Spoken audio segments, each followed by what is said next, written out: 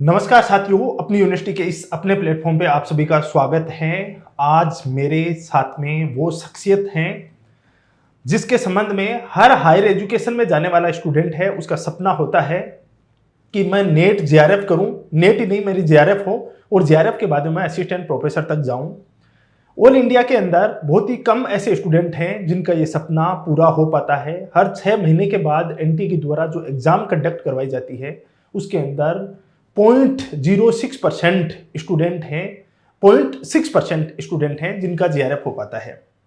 और जो कुछ लोग हैं उन्हीं के अंदर आज आपके सामने शामिल है वानी श्री शेखावत। इनसे अपन जानेंगे कि इन्होंने किस प्रकार से फर्स्ट अटेम्प्ट में जेआरएफ क्वालिफाई किया है, क्या इनकी स्ट्रेटेजी थी, फर्स्ट पेपर को इन्होंने कैसे तैयार किया था, किस प्रकार से इन्होंने अपने स्कोर को मैक्सिमाइज करके उन चंद लोगों में शामिल हुई हैं जो लोगों का सपना होता है। विस्तार से जानेंगे और बहुत बारीकी से आपको एक एक चीज है वो अभी बताने वाले हैं। तो सबसे पहले तो वानी, आपको ढेर सारी शुभकामनाएं और बधाइयां, many many congratulations. Thank you, sir. Thank you for inviting me here. कैसा फील हो रहा है आपको जेआरएफ के बाद में अभी? अभी इधर दूसरी साइड पर आके बहुत अच्छा फील हो रहा है। अब तक इतना फील नहीं समझ आ रहा था कि जेआरएफ की क्या वैल्यू है क्या नहीं, बट हाँ, जब आप टीचर से मिल सकते हो जिनको हमेशा अपने स्क्रीन पे ही देखा है, तब आपको लगता है कि हाँ कुछ अचीव कर रहा है। आप लोगों से मिलके सबसे ज्यादा अच्छा लग रहा है, और तो कुछ अच्छा नहीं लगे पहले ही। बहुत बढ़िया, बहुत बढ़िया। तो रिजल्ट आया था, तो उस दिन तो फिक्स ही था कि रिजल्ट आएगा लगभग 8-9 बजे के आसपास। रिजल्ट ने काफ़ी देरी कर दी थी और काफ़ी मतलब एक वो सस्पेंस क्रिएट कर दिया कि रिजल्ट ओपन नहीं हो रहा है। तो उस समय कैसा लग रहा था कि होगा या नहीं होगा? ऐसे पहले से श्योरिटी थी या मतलब ऐसे सस्पेंस था? एनटीए ने टेंटेटिव डेट तो 4th को दे ही दी थी, बट हमेशा हम लोग ये सोचते हैं ना कि एक रात पहले एनटीए रिजल्ट दे देगा, तो स्टूडेंट्स तो हम लोग इंतजार तो 3rd की नाइट से ही कर रहे थे कि हो सकता है एक रात पहले ही दे दे। जनरली ऐसा करता है, ऐसा करते हैं, तो हम लोग तो तब से वेट कर रहे थे। तब से बच्चे टेलीग्राम पे एक दूसरे को मैसेजेस कर रहे हैं, सब एक दूसरे को संभाल रहे हैं। मैं श्योर तो थी कि मेरा हो जाना चाहिए, बट हाँ थोड़ा डर तो लगता ही है कि क्या पता कुछ नंबर से नहीं रह जाए।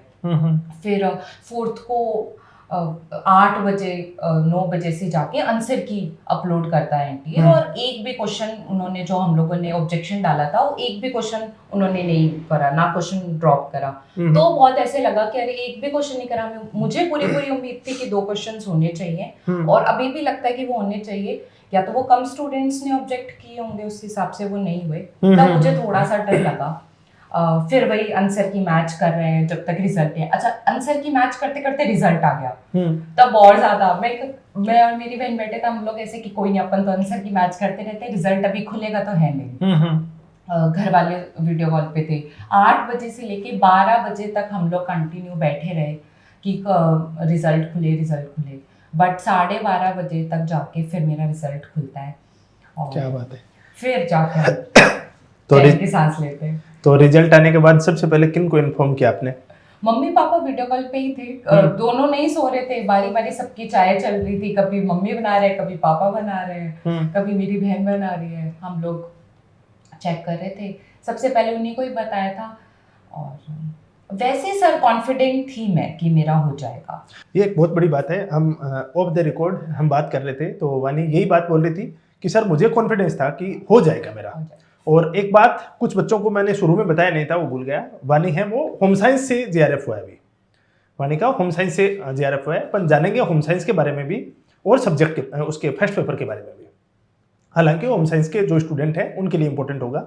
तो पहले तो आप वानी ये बताओ कि जो पिछले 4-5 साल से जो एनटीए ने पैटर्न चेंज किया है, स्पेशली मैं कहूँगा पिछले 2 साल से तो बहुत ज़्यादा अनसर्टेनिटी हुई है। एक तो सेम सिलेबस से बहुत बार पेपर बन जाता है, तो उसके बाद में क्या होता है, वहाँ पे क्वेश्चन डेप्थ से पूछे जाते हैं। इस बदलते पैटर्न में आपने किस प्रकार से इसको हैंडल किया था? कैसे अपने फर्स्ट पेपर को तैयार किया था, कैसे सेकंड पेपर को तैयार किया था, और दोनों के मध्य आपने बैलेंस कैसे बनाया था? ये एक बार थोड़ा सा विस्तार से बच्चों को एक प्रॉपर वे में आप उनको एक बार फोकस करें थोड़ा। तो सर मैं बेसिकली होम साइंस बैकग्राउंड से नहीं हूँ। जो भी बच्चे अभी होम साइंस एग्जाम दे रहे होंगे वो लोग 11th 12th एंड ग्रेजुएशन में उन्होंने बीएससी ऑनर्स होम साइंस लिया होगा। बट मेरा होम साइंस की एक फील्ड डायटेटिक्स वो मैंने परस्यू किया था, और मेरे दूसरे सब्जेक्ट जूलॉजी एंड बायोटेक्नोलॉजी थे। देन मैंने मेरा मास्टर्स परस्यू किया था फूड एंड ह्यूमन न्यूट्रिशन से। तो वहाँ से ये था कि होम साइंस का मुझे इतना ज़्यादा नॉलेज नहीं था सब्जेक्ट का, केवल न्यूट्रिशन सब्जेक्ट के अलावा। तो वो एक डिफ़िकल्ट पार्ट था मेरे लिए पढ़ना, बिकॉज होम साइंस बहुत ज़्यादा थ्योरेटिकल और अंडरस्टैंडिंग वाला सब्जेक्ट है, बहुत ज़्यादा कॉन्सेप्ट्स हैं, बहुत ज़्यादा मेमोराइजेशन है उसमें। तो वो आपको डिफ़िकल्ट पड़ेगा थोड़ा करने में। हालांकि सब्जेक्ट को लेके सब ये सोचते हैं कि कुछ नहीं है सब्जेक्ट में, केवल खाना बनाना है, ऐसा बिल्कुल भी नहीं है कि होम साइंस लेंगे तो अच्छा अच्छा खाना बनाएंगे और सिर्फ खाएंगे। अच्छा खाना, वो बिकॉज हम लोगों को न्यूट्रिशन पढ़ना है, इसकी वजह से हमें खाना बनाना आना चाहिए। वो बहुत छोटा सा पार्ट है उसका, बहुत छोटा सा पार्ट है जो कि हम लोग आज में नहीं करते हैं। तो होम साइंस ऐसा फील्ड बिल्कुल नहीं है, और ज़्यादातर लड़कियां यही सोचती है, ज़्यादा लड़कियां ही हैं इसमें, यही सोचते हैं कि हम कहाँ सब्जेक्ट में आ गए। तो आपको ये बिल्कुल फील नहीं करना है। होम साइंस अच्छा सब्जेक्ट है अगर आप पढ़े तो, और आपको आने वाले, मैंने अब नोटिस करा है होम साइंस पढ़ के कि बहुत सारे एग्जाम्स में आपको बहुत ज़्यादा काम आने वाले हैं। एग्जाम्स और अपॉर्चुनिटीज बहुत ज्यादा है बहुत इसमें, ज़्यादा। बहुत ज्यादा अवसर आने वाले टाइम में आने वाले हैं इसमें। कुछ ऐसे यूनिट्स हैं जो आपको हमेशा काम आएगी, जैसे कि हमारे होम साइंस में कम्युनिकेशन हमें पढ़ना होता था जो पेपर 1 में हेल्प करता था, रिसर्च हमें पढ़ना होता था, पेपर 1 में हेल्प करता था, और जैसे चाइल्ड डेवलपमेंट, एक्सटेंशन एजुकेशन, ऐसे सब्जेक्ट्स आते हैं जो आपको बहुत सारे गवर्नमेंट एग्जाम्स में हेल्प करने वाले हैं। तो बिल्कुल भी डाउन फील पहले तो नहीं होना है। और पेपर 2 के लिए तो मैं आपको यही कहूँगी, आप मास्टर्स से बहुत अच्छा पढ़िए, अगर आप मास्टर्स के साथ में दे रहे हैं तो। उसके बाद में आपको केवल मेमोराइज करना है और एक होल अंडरस्टैंडिंग डेवलप करनी है पेपर 2 के लिए। पेपर 2 के लिए कोई मंत्रा नहीं है इसके अलावा, आपको जो प्रोवाइड करवा दिया जाए आप उसको याद कर लीजिए, और अंडरस्टैंडिंग बहुत ज़रूरी है। डायरेक्ट क्वेश्चन उठ के कभी भी नहीं आते हैं, इस बारी भी नहीं आए थे। आपको अंडरस्टैंडिंग होना बहुत ज़रूरी है, क्योंकि यही जो सर ने कहा, एनटीए ने पैटर्न बदल दिया, बहुत ज़्यादा एनालिटिकल पूछता है। आपको डायरेक्ट क्वेश्चन उठा के नहीं पूछेगा, वो आपसे ये पूछेगा जो आपने पढ़ लिया उसमें अब आप क्या अपनी अंडरस्टैंडिंग लगा सकते हैं, क्या आपका पढ़ा हुआ आपके काम आ रहा है, वैसा है। मैं थोड़ा सा बीच में इंटरप्ट करूंगा कि वाणी ने एक बहुत बड़ी बात बोली है कि आपको देखो केवल रटा रटाया चीजें लेके जाओगे उससे काम नहीं होने वाला है, डेप्थ में जाना पड़ेगा। उसका एनालिटिकल अप्रोच क्या कहता है, उनके कॉन्सेप्ट क्या कहते हैं, उनको डेप्थ से पढ़ना पड़ेगा। और ये मैं बता देता हूँ, ये केवल एनटीए का नहीं है। देखो आपको जेआरएफ तो आपका अंतिम उद्देश्य नहीं है, आपका अंतिम उद्देश्य है असिस्टेंट प्रोफेसर बनना। असिस्टेंट प्रोफेसर का पेपर दोगे, वहां तो आपको दोनों चीजों पे फोकस करना पड़ेगा, फैक्चुअल चीजें भी याद करनी पड़ेंगी। ऐसा नहीं है केवल अपन बैठ कर फिलोसॉफी टाइप की एनालिसिस वहां पे झाड़ने लग जाएं, वहां पे आपको फैक्चुअल नॉलेज भी होना चाहिए, साथ में आपका उसका एनालिसिस भी आना चाहिए। दोनों चीजों पे कॉन्सेप्ट प्लस फैक्ट है, दोनों का आपको एक तरह से हाइब्रिड मॉडल है, वो आपको बनाना पड़ेगा। वो यहाँ एनडीए ने भी ये पैटर्न ले रखा है, और यही पैटर्न विभिन्न जो स्टेट है, चाहे आप किसी भी स्टेट से आप बिलोंग कर रहे हो, वहां के जो पीसीएस हैं उसके द्वारा जो असिस्टेंट प्रोफेसर के एग्जाम कंडक्ट कराए जा रहे हैं, वो ही अप्रोच उनके द्वारा फॉलो किया जा रहा है। तो आपको पूरा ढंग से अपने सब्जेक्ट को बेहतर तरीके से तैयार करना पड़ेगा। बात आती है फर्स्ट पेपर की। फर्स्ट पेपर में कौन कौन सी यूनिट है, उन पे कैसे कैसे फोकस किया आपने? पेपर फर्स्ट में बाकी कोई यूनिट्स में आपको प्रॉब्लम नहीं आएगी। अगर आप ऑफलाइन स्टूडेंट है तो कोई भी यूनिट में प्रॉब्लम नहीं आएगी, बिकॉज आपको टीचर्स बेस्ट मिलते ही हैं। मुझे प्रॉब्लम आई थी मैथ्स एंड टीआई में, क्योंकि मैं ऑब्वियसली ऑनलाइन स्टूडेंट थी और मेरी मैथ्स बिल्कुल अच्छी भी नहीं थी, तो वो प्रॉब्लम आती थी। बट मैंने उसे छोड़ा नहीं, आपको भी नहीं छोड़ना है। ऐसा नहीं कि आप मैथ्स टीआई छोड़ के आप नेट जेआरएफ क्लियर कर सकते हैं, बिल्कुल भी नहीं कर पाएंगे। मैंने भी 5 क्वेश्चन सही करे थे डीआई और मैथ्स मिला के, तो जाके मेरा जेआरएफ हुआ था, वरना आज नहीं होता, 10 नंबर सीधा चले जाते। तो उसके लिए सर ने यही कहा था कि जो बेसिक टॉपिक्स है, जैसे परसेंटेज हो गया, रेशो प्रोपोर्शन, ये जो सारी चीज़ें हैं, ये तो आपके डीआई में भी काम आएगी और मैथ्स में भी काम आएगी। तो ये आप अच्छे से कर लीजिए, ये आप बेसिक अंडरस्टैंडिंग से कर सकते हैं, थोड़ी प्रैक्टिस के साथ में कर सकते हैं।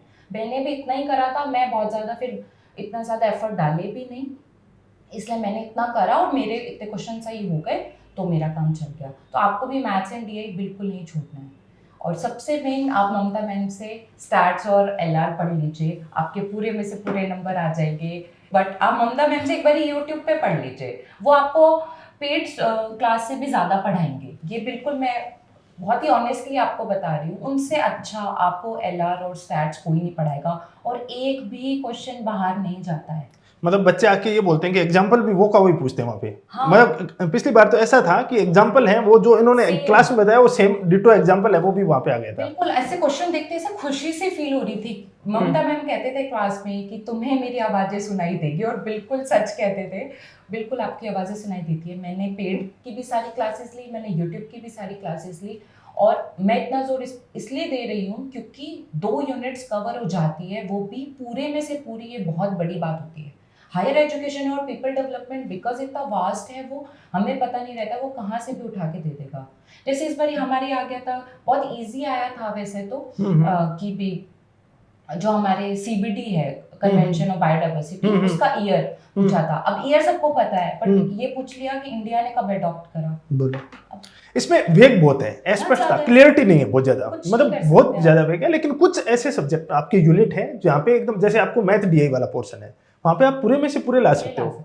जैसे स्टेट वाला टॉपिक है या अपन एलआर वाली बात करें तो उसके अंदर पूरे में से पूरे ला सकते हो, आपको एक बार यदि कॉन्सेप्ट क्लियर हो गया तो ये बहुत अच्छी बात है। 3 यूनिट्स आप अगर अच्छे से कर जाते हैं, आपके पूरे नंबर आते हैं, और बाकी जो आपको हायर एजुकेशन और पीपल डेवलपमेंट के नोट्स पढ़ लेते हैं अगर आप पूरा, मैं पूरा रिवीजन करके गई थी, तो आपके क्वेश्चन फंसते हैं, ऐसा नहीं है कि आपके फंसेंगे नहीं क्वेश्चन। हाँ, अब आंटी ने बहुत ही ज्यादा अलग से कुछ पूछ लिया तो वो सबके लिए ही हार्ड है, आपके लिए हार्ड नहीं है, सबके लिए ही हार्ड हो जाएगा, वो कोई भी नहीं कर पाएगा। वो किसी का तुक्का बैठ गया तो बात अलग है बस, नहीं तो आप आराम से क्लियर कर सकते हैं, कुछ भी हार्ड एंड केस नहीं है जेआरएफ क्लियर करना। मैं एक क्वेश्चन जितने भी स्टूडेंट आ रहे हैं जेआरएफ वाले, तो उनसे सबसे एक बात पूछता हूँ, और कॉमन क्वेश्चन है, मैं खुद भी इस चीज़ का एक अध्ययन कर रहा हूँ कि यार कितना टाइम लगना चाहिए इस चीज़ को। हालांकि मैं तो आपको बताता रहता हूँ हर बार, लेकिन फिर भी स्टूडेंट से ही पूछते हैं। वाणी, आपके अनुसार यदि कोई स्टूडेंट बिगनर है, शुरू से तैयारी करना चाहिए और वो जेआरएफ क्वालिफाई करना चाहता है अपने सब्जेक्ट में, एक आइडियल टाइम आप कितना मानते हो कि भाई इतना टाइम पीरियड है वो चाहिए होता है उसको, वो आपके अनुसार क्या, आप क्या बताओगे उस चीज़ के लिए? अगर किसी के सब्जेक्ट में बहुत अच्छी पकड़ है, उसका ग्रेजुएशन मास्टर्स स्ट्रॉन्ग है, और अब वो बिगिनिंग से तैयारी करना चाहते हैं, तो उनके लिए 4 to 5 मंथ सफिशिएंट है। और अगर किसी का सब्जेक्ट स्ट्रॉन्ग नहीं है तो वो वेरी करता है, बट 6 मंथ्स बहुत होते हैं।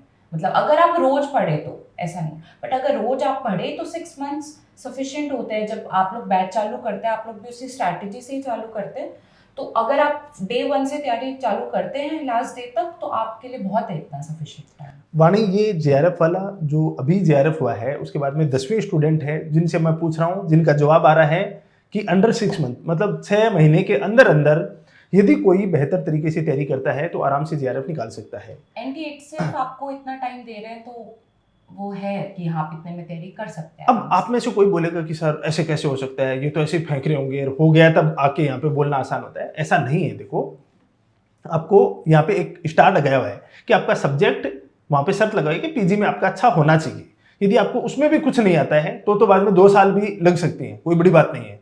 लेकिन आपका सब्जेक्ट अच्छा है, फर्स्ट पेपर और सब्जेक्ट को दोनों को आपस में आराम से बेहतर तरीके से सामंजस्य बैठा के आप 5 से 6 महीने में आराम से तैयार कर सकते हो। तो ये मैं 10वीं स्टूडेंट है मानी जिन्होंने ये बोला है कि सर 5 से 6 महीने सफिशिएंट होते हैं, आराम से कर सकते हैं। कहाँ आता था सब्जेक्ट, मतलब मेरे लिए भी सारे 8 यूनिट्स, न्यूट्रिशन के 2 यूनिट्स के अलावा मेरे लिए भी सारी यूनिट्स बिल्कुल नहीं होती, मैंने कभी भी नहीं देखा था उनको। बट मैंने इतने अच्छे से नोट्स बनाए मेरे, और गाइस मैंने सच में 20 बार रिवाइज किया उनको, 20 टाइम्स तो मुझे याद है कि मैंने उनको पूरा रिवाइज करा है, कि पूरे एक दिन में 1 यूनिट कर रहे हैं। और जो हम रोज का पढ़ते हैं वो अलग। मेरे नोट्स से कोई भी क्वेश्चन बाहर नहीं गया था, केवल बहुत ही जनरल क्वेश्चंस आए थे हमारे कुछ, वो बहुत ही वो बेसिक अंडरस्टैंडिंग से हो जाते हैं, वो हमारे सब्जेक्ट के भी नहीं होते, वैसे नॉर्मल होता है। एक भी क्वेश्चन बाहर से नहीं गया था। तो वो है कि आपके सोर्सेज कहाँ से हैं। एक अपन जानते हैं कि जनरली आजकल हर बच्चे को टीचर भी, हम भी कहते हैं कि शॉर्ट नोट्स का बहुत बड़ा रोल है। लास्ट टाइम में आपने क्या बनाए थे, या बनाए थे तो बाद में क्या रोल रहा था उनका?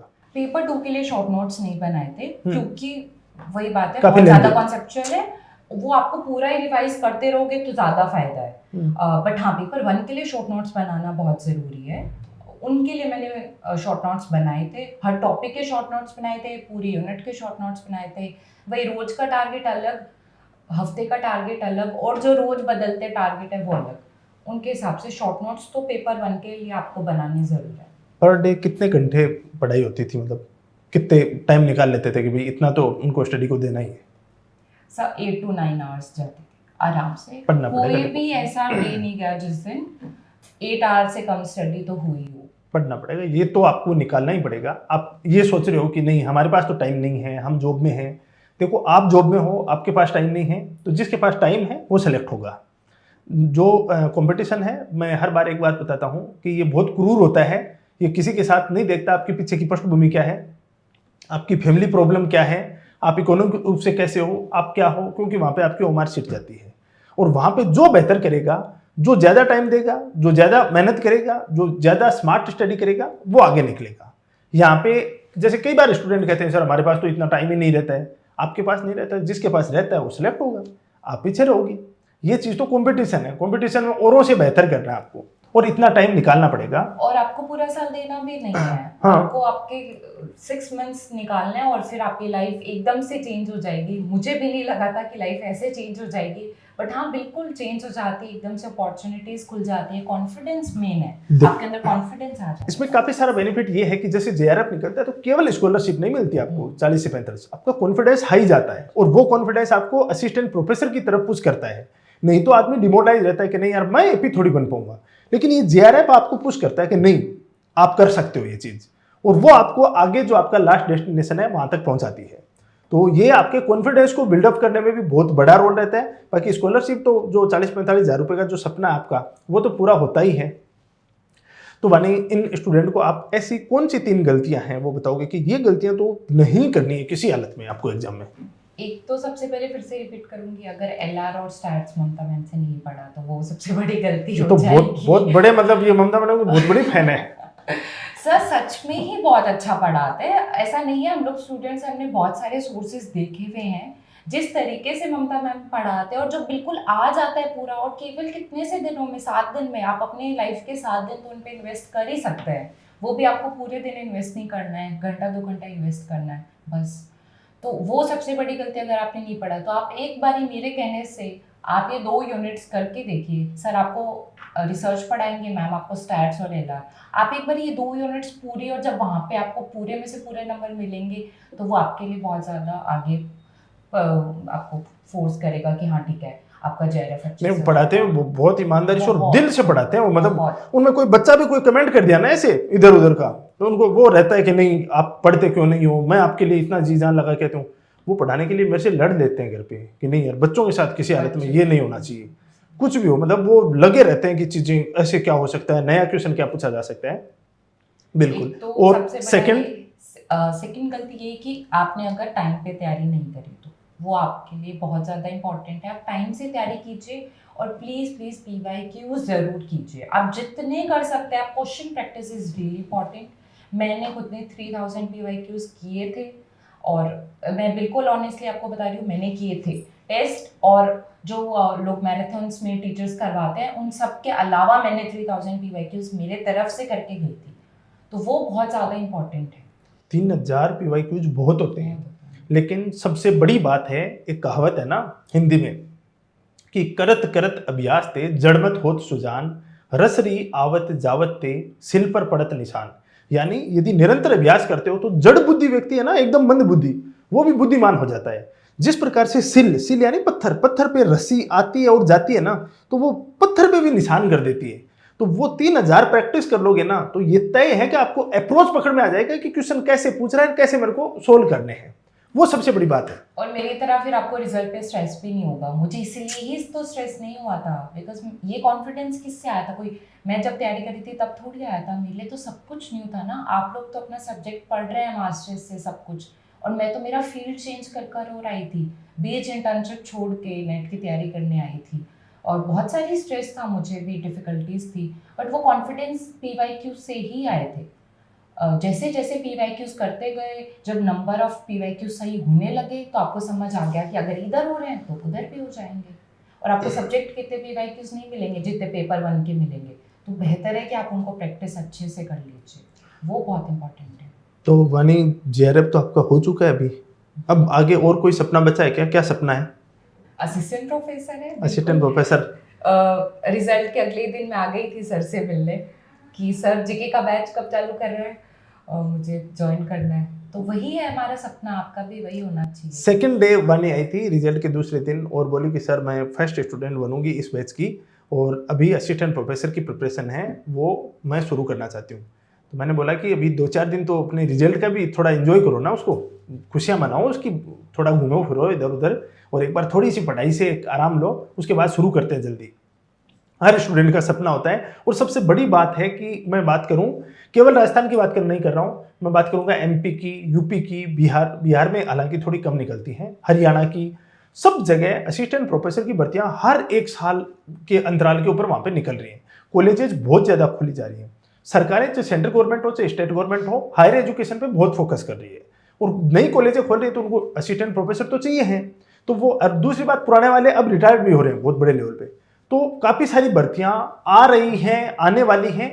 तो इसके अंदर जी जान से लग जाइए पूरा का पूरा।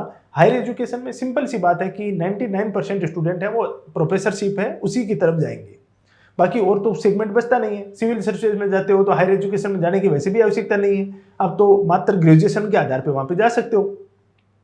तो ये सपना है वानी का और आप लोगों का भी ये होना चाहिए। तो वानी, अंत में स्टूडेंट को क्या बोलोगे जो जून जेआरएफ की तैयारी कर रहे हैं, जो सपना सजो रखा है, उनके लिए आपका मूल मंत्र, कोई कुछ जादुई आपका सीक्रेट है आपकी सफलता का, तो वो सीक्रेट बता दीजिए। मेरे सीक्रेट्स यही हैं कि एक आपके अंदर एक इंट्रिंसिक मोटिवेशन होना चाहिए कि आपको जेआरएफ क्यों करना है। जब मैंने भी मेरी फील्ड चेंज करी तो मैंने पहले रीज़न ढूंढा कि अगर मैं जेआरएफ करती हूँ तो इसके बाद में मुझे पीएचडी के अंदर क्या करना है, क्या ये चीज़ आगे मेरे को लेकर जाएगी। तो बिल्कुल ब्लाइंडली होके नहीं आ जाना है कि भी नेट करना है फिर जेआरएफ करना है। अगर मैं भी चाहती तो मैं भी नेट पे स्टे करके और अपना असिस्टेंट प्रोफेसर की तैयारी कर सकती थी, बट मैंने भी फिर जेआरएफ के लिए इसीलिए चूज़ करा बिकॉज एक तो मुझे 2 नंबर एक्स्ट्रा मिलेंगे, वो भी बहुत इंपॉर्टेंट है असिस्टेंट प्रोफेसर में, और मैंने पीएचडी के लिए अपने लिए कुछ सोच रखा है, मेरे को उसके लिए जाना है आगे, उसकी वजह से मैंने जेआरएफ लिया। तो आपको भी आपके रीज़न ज़रूर पता होने चाहिए। आपको आपके फ्रेंड्स जा रहे हैं या इसके लिए जा रहे हैं, इसमें आपको इसलिए नहीं जाना है, आपके पास में क्या रीज़न है, आप इसमें क्यों आना चाहते हैं, वो आप प्लीज़ ज़रूर कीजिए। ये आपको मोटिवेट करेगा, यही चीज़ आपको आगे हमेशा रोज़ आपको 8-9 घंटे पढ़ने के लिए मजबूर भी यही चीज़ करेगी, और कोई भी चीज़ आपका साथ नहीं देगी। दूसरा, आपके जो सराउंडिंग्स है, आपका एनवायरनमेंट है, वो प्लीज़ बहुत अच्छा रखिए। आपकी लाइफ में ऐसे लोग लाइए जो आपको मोटिवेट करे, आपको सपोर्ट करे। मेरे लाइफ में ऐसे बहुत सारे लोग हैं, मैं बहुत लकी मानती हूँ अपने आप को इस चीज़ के लिए, बिकॉज मेरे लाइफ में ऐसे लोग आए, उनकी वजह से आज मैं यहाँ पर हूँ। बहुत ज़्यादा भी डाउन फेस मैंने भी मेरी लाइफ में देखा है, ऐसा नहीं है कि हमेशा हैप्पी और लवी डवी ही हमेशा हमारी लाइफ रहती है, ऐसा नहीं है। बट अच्छे लोग होना बहुत ज़्यादा ज़रूरी है। आपकी कंपनी बहुत इंपॉर्टेंट है, आप किस कंपनी में रहते हैं वो बहुत ज़्यादा इंपॉर्टेंट है। देखो, बहुत बड़ी चीज़ है, सेल्फ मोटिवेशन है, वो ही आपको गाइड करती है। यदि आपका सेल्फ मोटिवेशन, देखो बाहर से आप किसी संदीप माहेश्वरी का मोटिवेशनल जो स्पीच सुनकर आप काम करते हो ना, तो वो एनर्जी आपकी मात्र, मैं बताऊंगा कि वो 2-4 घंटे की रहती है, नहाने के समान होता है। भाई रोज नहाते हैं ना, फिर भी आगे आने वाले दिन अपन को नहाना पड़ता है। मोटिवेशन वैसा ही है बाहर का मोटिवेशन है। आज अपन ने मोटिवेशन स्पीच सुन लिया तो कल आपको वापस सुनना पड़ेगा, नहीं तो वापस डाउन होगी। आपको सेल्फ मोटिवेशन है, वो सबसे बड़ी चीज़ है।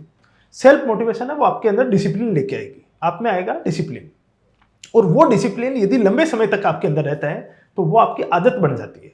और यदि कोई अच्छी चीज़ की आपको आदत पड़ जाती है, फिर आपको सफलता से कौन रोक सकता है।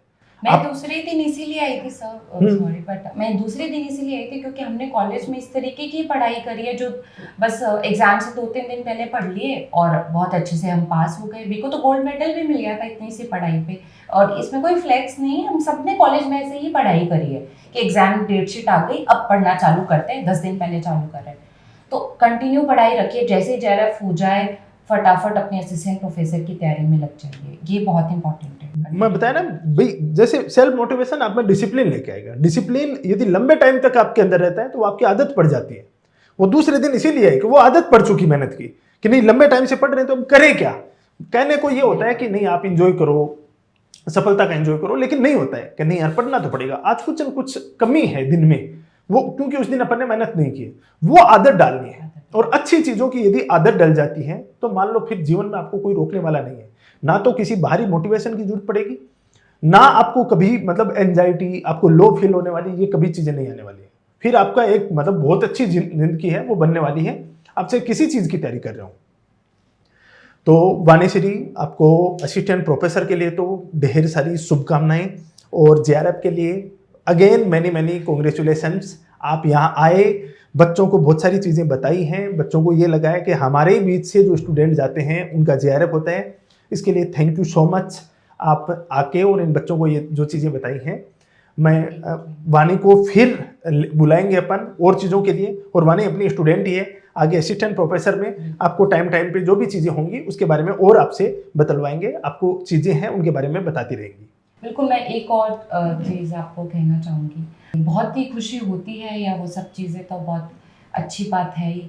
और जो मैंने आपको कहा था कि आपकी लाइफ में अच्छे लोग रहिए, मैं इस प्लेटफॉर्म के थ्रू उनको भी कहना चाहूँगी कि मेरी लाइफ में मेरी सिस्टर रही है, जिन्होंने ब्रदर और सिस्टर दोनों का मेरा रोल प्ले किया है। उनको उनका बहुत बड़ा रोल रहा है। जब बिल्कुल डाउन फेज था लाइफ में तब वो खड़े थे, और ऐसा माहौल बनाइए अपने घर में कि मेरे घर में भी ऐसा ही माहौल था कि जब रिजल्ट था पापा जागे हुए थे, टेंशन सबको थी, बट सबने मुझे यही कहा कि हो जाएगा तो ठीक है, नहीं तो कोई दिक्कत नहीं है। उन्होंने कभी ना मुझे पढ़ने को कहा, उल्टा वो तो मुझे कहते क्या करोगे इतना पढ़ के, सो जाओ, नींद पूरी करो।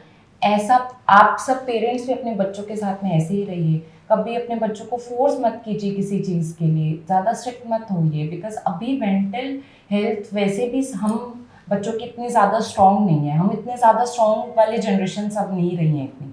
तो पेरेंट्स आप लोग भी इस चीज़ का पूरा ध्यान रखिए, और आप लोग भी पूरा अपना ध्यान रखिए, अपना सर्कल ऐसा बनाइए। मेरे पास में मेरी 3 बेस्ट फ्रेंड्स हैं, आप भी अपने लाइफ में एक अच्छे बेस्ट फ्रेंड्स चुनिए और आपकी लाइफ सॉर्टेड हो जाएगी। फिर बस आपकी मेहनत है वो आपको करनी है।